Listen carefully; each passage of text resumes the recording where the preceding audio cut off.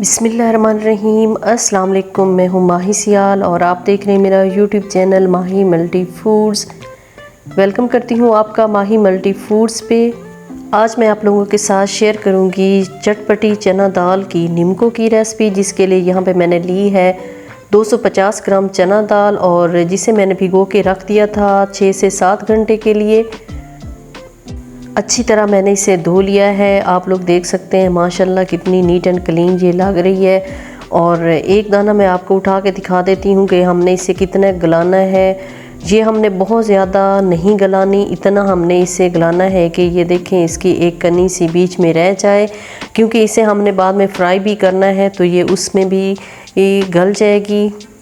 अभी मैंने एक कपड़ा लिया है और इसके ऊपर डालते हैं दाल को, क्योंकि जितना भी इसका मॉइस्चर है, नमी है, वो हमने दूर करनी है फ्राई करने से पहले। चलें जी, इसको डालते हैं कपड़े के ऊपर और इसमें से जितना भी पानी है, नमी है, वो सक कर लेते हैं। बाज़ार से लेने की बजाय आप इसे घर पे तैयार करें। घर में ये बड़ी अच्छे तरीके से रेडी हो जाएगी। एक तो जो हम ऑयल या घी इस्तेमाल करेंगे वो भी साफ़ होगा बाज़ार की निस्बत। बाज़ार में तो ये बहुत ज़्यादा क्वांटिटी में बनाते हैं, तो जो ऑयल होता है या फिर घी होता है वो इतना अच्छा क्वालिटी का भी नहीं होता और साफ़ होने की भी कोई गारंटी नहीं है। तो इसे आप घर पे रेडी करें, बड़ी आसानी से ये तैयार हो जाती है और बना के रखें, स्टोर करें और जब दिल चाहे आप इसे इस्तेमाल करें, खाएं, चाय के साथ यूज़ करें। मेरे तरीके से बनाएं, इंशाल्लाह बहुत ज़्यादा अच्छी और क्रंची बनेगी और बड़ी मज़े की बनेगी। अच्छा जी, तो इस कपड़े में ये देखें, आप लोग देख सकते हैं कि कितनी नमी आ गई है। अभी भी इसमें मॉइस्चर थोड़ा बाकी है, तो हम दूसरा कपड़ा यूज़ करते हैं और दाल को इसके ऊपर डालते हैं और मज़ीद इसमें जितनी भी नमी है वो दूर करते हैं।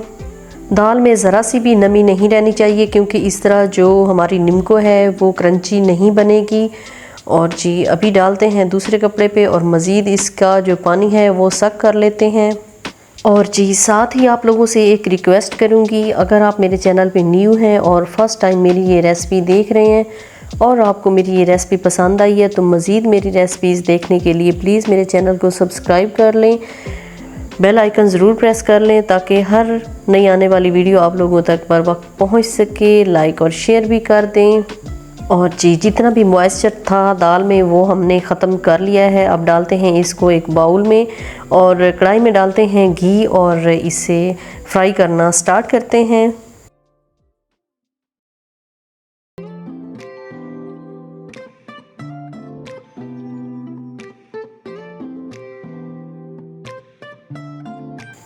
घी को मैंने गरम कर लिया है और अभी डालते हैं इसमें दाल।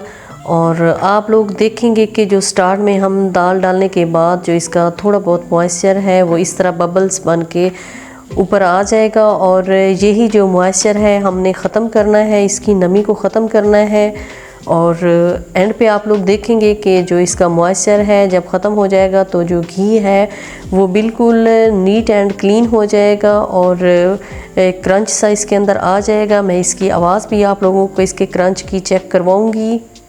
फ्लेम को आपने थोड़ा मीडियम ही रखना है, हाई फ्लेम पे इसे नहीं पकाना और ये एकदम से दाल नहीं पक जाएगी। इस पे थोड़ा टाइम लगेगा, तकरीबन 16 से 17 मिनट लग सकते हैं।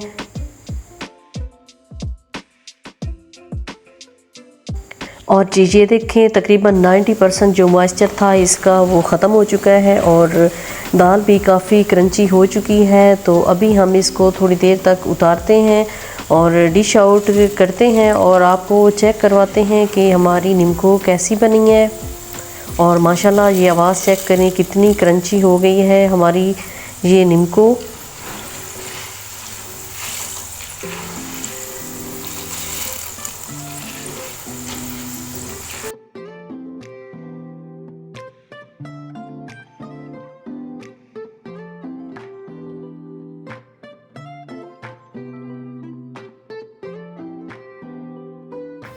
दाल हमारी फ्राई हो चुकी है। अब इसे डिश आउट करते हैं और इसमें ऐड करते हैं चंद स्पाइसेस इसको चटखारेदार और करारा बनाने के लिए। जी तो यहाँ पे लिया है मैंने 1 टेबलस्पून सुर्ख मिर्च पिसी हुई, 1 टेबलस्पून ज़ीरा है पिसा हुआ, 1 टेबलस्पून आमचूर है, 1 टेबलस्पून चाट मसाला है, 1/3 टीस्पून है जी काली मिर्च, 1/3 टीस्पून है सफ़ेद नमक और 1/3 ही हमने लिया है काला नमक। और ये सारी चीज़ें इसमें ऐड कर देते हैं और अच्छी तरह इसको मिक्स कर लेते हैं ताकि जो हमारी निम्को है वो अच्छी तरह स्पाइसी हो जाए।